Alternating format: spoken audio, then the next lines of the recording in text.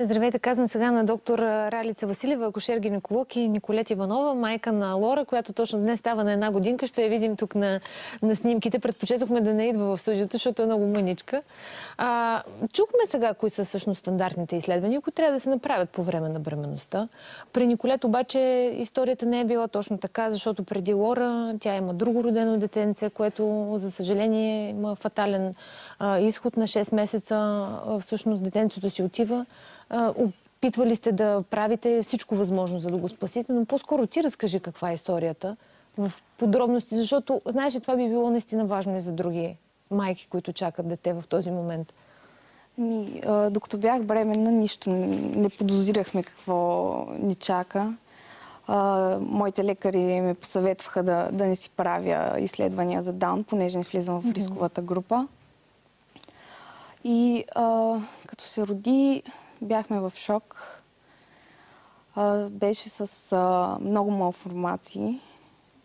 Имаше проблеми с червата, с сърцето. Всъщност почина при поредната операция на сърцето. Вие сте направили 3 операции, доколкото разбрах. После обаче ти си разбрала, че всъщност това би могло да се установи за самото сърчице, говорим сега в момента, би могло да се установи още в много ранен период, че има изменения просто. Хирурга ни каза, че още в 3-я месец би трябвало да се види сърцето. Ако има изменения.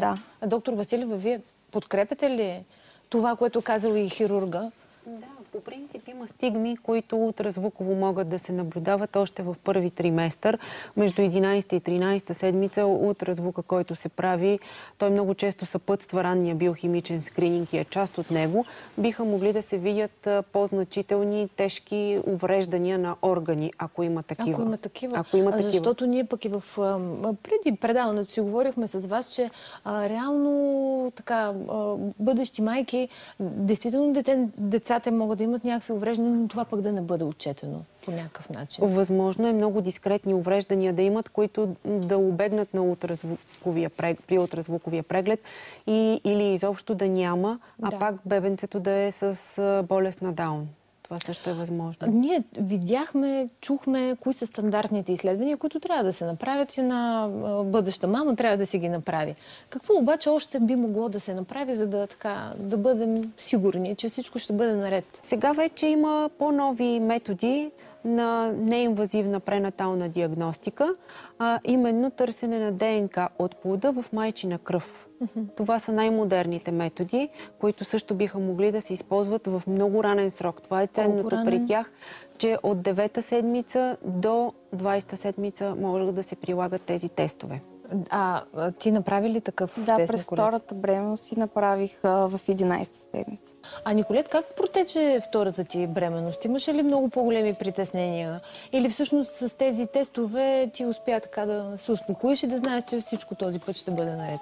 В началото много се притеснявах и се чудих към кое изследване да прибегна.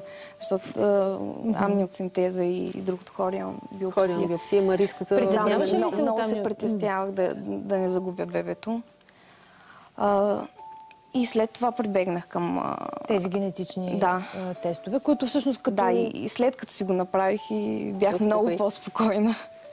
Да, след като наистина дават и такъв твърд резултат, все пак наистина 99,8. Доста голяма.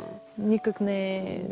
Сега, резултатите от пренаталните неинвазивни тестове идват горе-долу. Те се работят в Германия и идват при нас за около 10 работни дни. Така че доста бързо може да реагираме. Да, може да се реагира на време. Да. И дори да реши майката да си остави детето, ще е много по-подготвена. Защото от опит знам, че е голям шок. Ако не знаеш нищо. Да. И за здравословното състояние на детето също могат да се предприемат мерки след раждането по-бързо. Ние сме длъжни да уведомим майката, нейното бебе според нас здраво ли е или не, има ли някой от тези синдроми или не, а вече дали тя ще прекъсва бременността или не, това си е решение на майката и на семейството, но при всички положения, както казва тук пациентката, те ще бъдат подготвени за всичко, което ги очаква. За този разговор беше важно. Аз мисля, че сме били много полезни.